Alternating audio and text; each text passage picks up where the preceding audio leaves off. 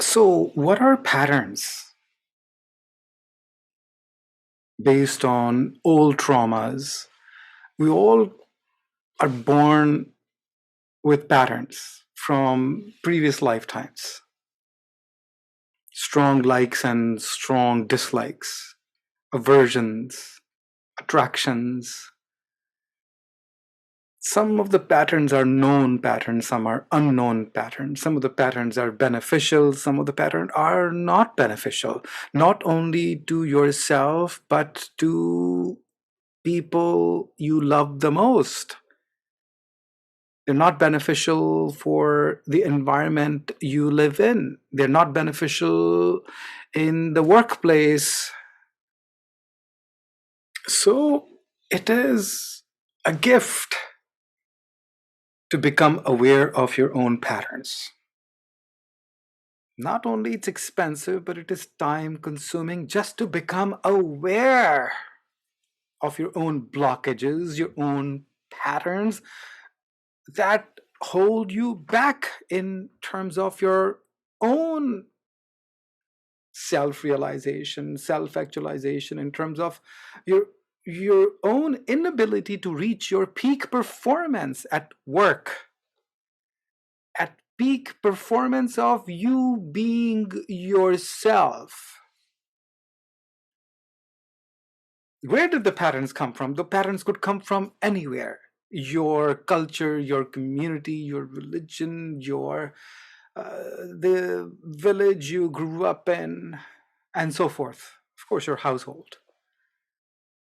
The patterns can come from the childhood traumas. And the traumas may not be as traumatizing as we may think. It is just because the child is not able to process them at the time when an event took place. It could be mildly annoying or uh, unknown situation, but the child was traumatized, maybe left alone, maybe afraid, maybe felt extremely sad or neglected or angry, and not able to also express or recognize that trauma at that time. And that trauma gets suppressed and the life goes on, but the trauma, now not an active or a living entity, becomes a living entity as we allow it to live through us. As the trauma is triggered by a current situation. That situation could that provides the old trauma as a trigger could be anything. Could be somebody cutting you off in traffic. It could be weather related, seasonal allergies. It could be your own loved ones. It could be someone said something and that word could trigger you. It could be literally someone making you angry and so forth. I mean, the triggers are endless. It could be that you got fired from your job. It could be you lost your investment. It could be because your loved one said something which was unloving to you. It could be any number of reasons. The point being, triggers are everywhere. And the trigger can make that non living trauma from the past come to life when we become the host for it.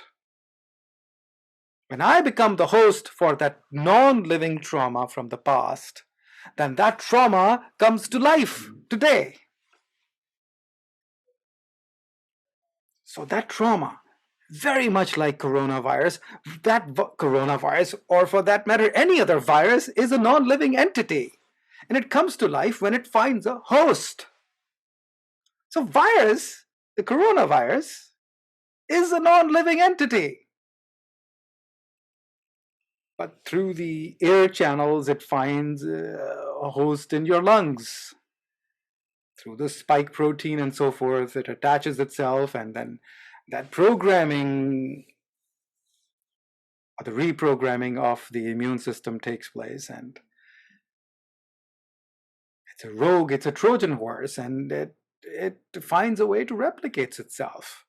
And it doesn't want it to be recognized. It doesn't want it to be destroyed. A pattern doesn't want itself to be recognized as a pattern. You may recognize it, but not as a pattern. You may recognize it, oh, that person triggered me. Yes, that's true. But trigger what? Trigger a pattern.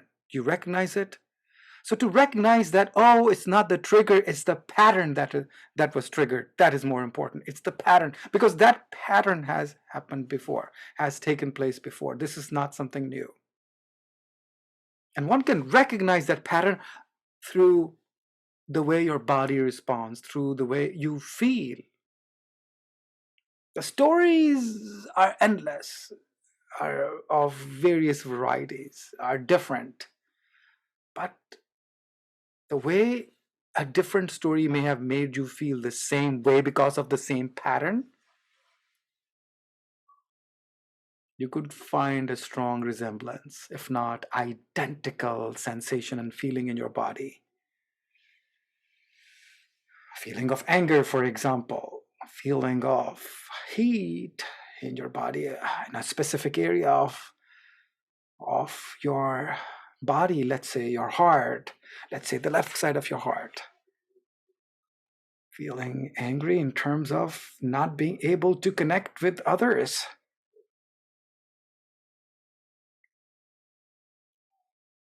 Not being understood, being misunderstood, being blamed for something that you did not do. You can cry all you want. You can say all the words. You can say all the truths you want, and it falls on deaf ears, and you feel isolated as a result. You feel helpless. You feel like doing anything in your power you can. But that itself is a pattern. That itself is reliving of the trauma. So that doesn't want to be recognized, that pattern, because it's easier to get hold of the story. That person did this to me. Versus, I have felt this before. This is nothing new. This is coming from the past.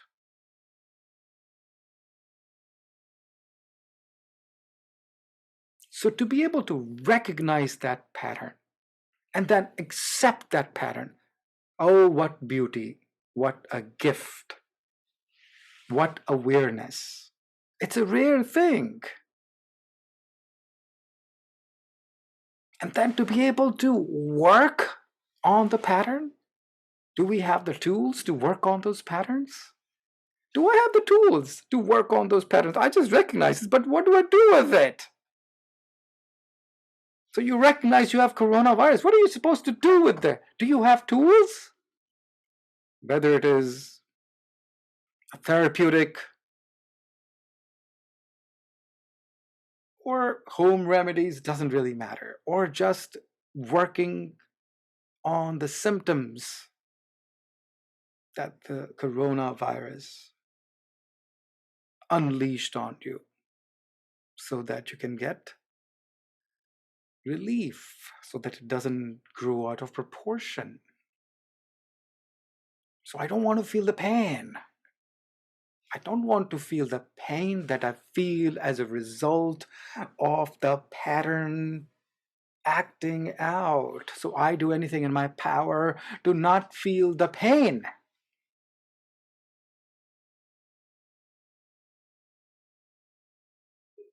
I don't want to work on it because it is painful. So the pattern doesn't want to be recognized, so it is already camouflaged, and that's Maya for you. It doesn't want to be recognized, it comes camouflaged.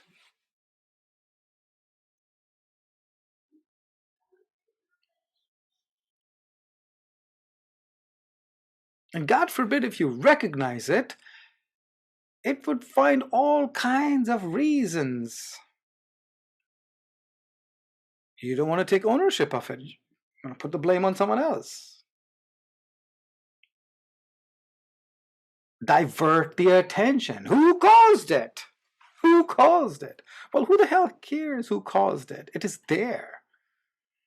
Someone shot a bullet in someone's leg, and the person was transported to an emergency.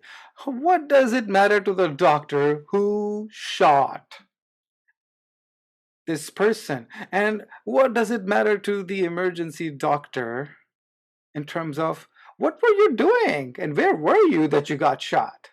The only thing the doctor has to do is to make sure that the person's leg, the wound is treated, and any other symptom that is caused by because of the bleeding or the poison is attended to. That's it. We are not impartial. We are not detached from our own patterns. So we are easy to blame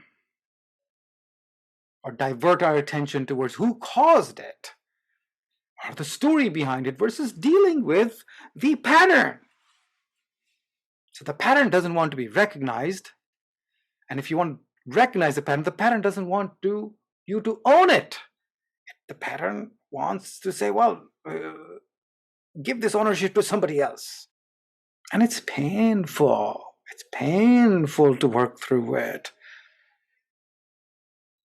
The patterns are so powerful. Not only they're slippery, they don't want to be recognized, they don't want to be worked on, they don't want you to take ownership of it, but deflect it on the story, on the people in the story.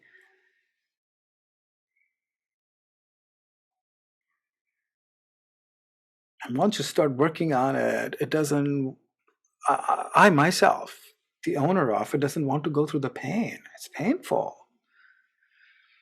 It's painful, but that's exactly the purpose we signed up for this life, is to work on those patterns. Patterns are distractions. Patterns are not who I am. The purpose of the life is to recognize who I am. And the Vedas describe it as who I am is my true self, is the call it the Atma self, and the Atma is the part of Paramatma. Atma, the individual soul, is the is a part of the oversoul. Very much like a drop is a part of the ocean, and the drop of water has all the qualities of the ocean. So life is a game, play it. And I got this rare ticket to this game of life. The scriptures say it is human birth is rare. It is rare to have a human birth. Put aside the value of this human body. There are a lot of videos on YouTube where wise people have given value to this human body. Would you be willing to, if somebody offered $1 million, would you be willing to give your arm? Would you be willing to give your leg? Would you be willing to give your kidney, lungs, and heart, and so forth? And our human body alone is priceless. There's no amount of money you can put on it. It's priceless. So human birth is rare. Through this body, through this intellect, through this life,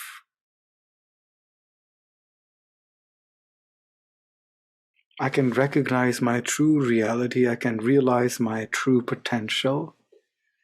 I can recognize what is holding me back, the patterns that are coming in the way of me being who I am, and have tools and work through them to digest those traumas, to digest those patterns, to release those patterns, to get rid of those patterns, to work on the patterns, whatever language is meaningful for each person. Whether it is the Phyllis Crystal method or IOLE or Really, any sadhana you have, whether it is bhajan, satsang, meditation, namasmarna, or just simply sit with them, but they're painful. And to be able to allow yourself to go through that pain, to feel that pain, that is sadhana. That is tapasya. That is the real upavasa. Fasting or fasting obviously has a place. Not only it's good for your body, not only it is good for your mind, because it gives you a sense of self-control. You go through a month full of it during the time of Ramadan for those people who follow Islam. Then it is up to each person to take that into a sadhana.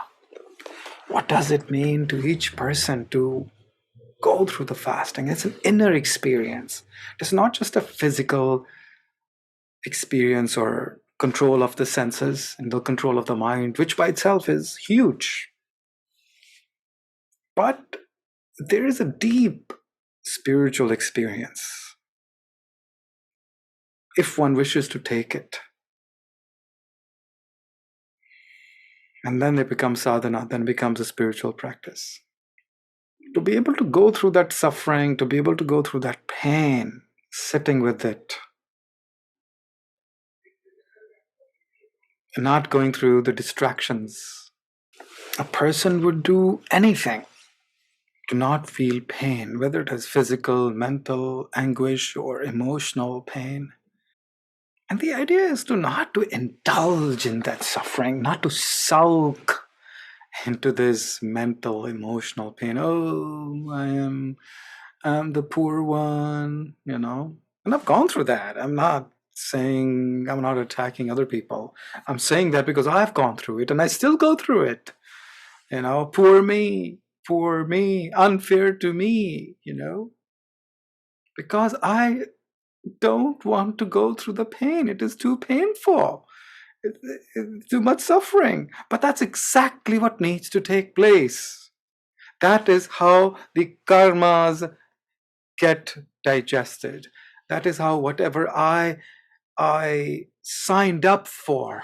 I signed up for this roller coaster ride.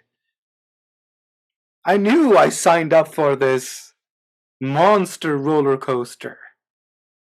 But when I'm in the middle of the roller coaster, I feel like throwing up. I can't go through this. I don't want to go through it. Someone please stop it. I don't want to go through this. But that's exactly what I signed up for. I was willing to not only go through this challenge, but I recognized that it as a thrill before I came into this life, that I want to take up this thrill. And I wonder, because I'm not there yet, that I wonder if dealing with these traumas actually can become thrilling. I know after the fact it becomes thrilling. When I've digested some traumas, you feel so good. I feel so good. I'm like, wow, this was good.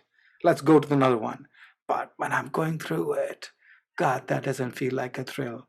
I'm like, someone please stop this. Can you take it easy? Can you go a little bit slower? Can you do it smoothly? And I want to distract my mind. Somehow this will end.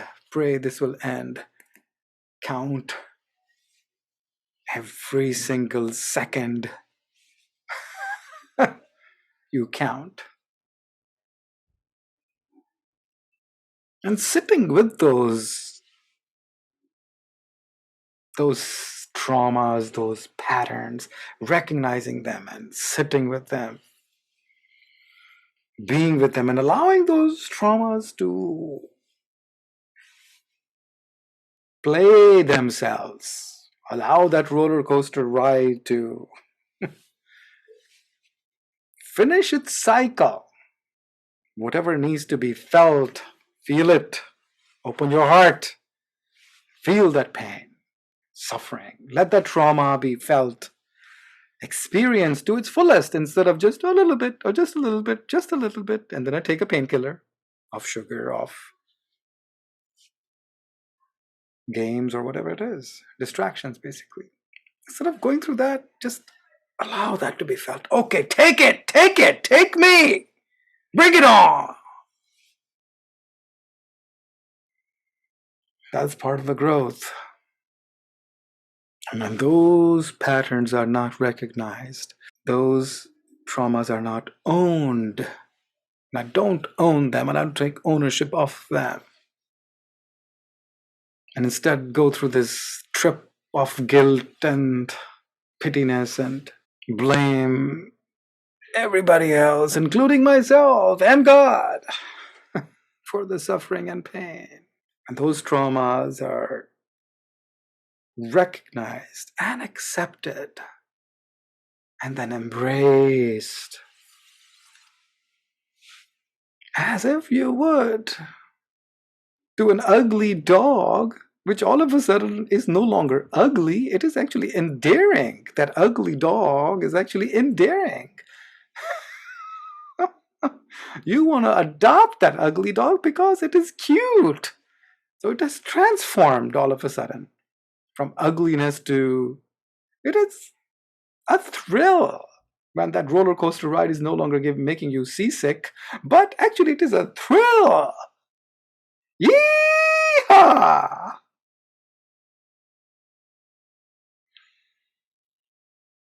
Life is a game, play it. Unless those traumas, those patterns are digested, they will reappear again and again, being triggered by anything, including your most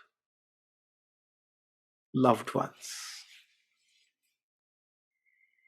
And they won't even know they're triggering you. That's the best part. And then you can trigger each other. You can call it service or you can call it the worst nightmare. It is both. It depends upon the perspective. Until those traumas, those patterns are recognized, accepted, dealt with, digested, they keep on appearing again, looking for the host to bring those old patterns, which are lifeless, to come back to life and play themselves, play the trauma or traumatizing me. That's how they live, through me. So I can choose to be traumatized by them or actually deliberately sit with them, recognizing them as part of the sadhana. So life can be traumatizing or it can become sadhana. When I sit with them, when I allow the present moment awareness, as far as Ioli is concerned, or your true self, or your high C, or your Atma, or God, or the source energy, whatever you want to call it, but it is your true self. And that digests your traumas, releases you from the clutches of it, returning the energy, the source energy, myself, consumed by those traumas, back to me, making me a little bit more complete, a little bit more whole, putting a badge of honor that I overcame that trauma or that I allowed that trauma to overcome me. Same thing, really. That I experienced it, I felt it completely. I allowed the experience of trauma to be completed through me. I saw through it. And that is really effortless. Painful, yes, but effortless. That's when the boys become men. The same applies to women. It's not being from a gender inequity, but that's how you grow up in life. Because those childhood traumas can traumatize you even if you are 80 years old, because you act as if you are a 5-year-old if you're traumatized from the time when you were 5-year-old. And when all the traumas are recognized, owned, and digested and experienced, and all the patterns are acknowledged, accepted, lived through, and digested, and completed, and finished, then I, the individual soul, my true self, the source energy, doesn't have to keep on making this return ticket, return trip, taking rebirth after rebirth, because it is no longer necessary. It's game over. Because then I merge into the source energy, and I become one. The drop has returned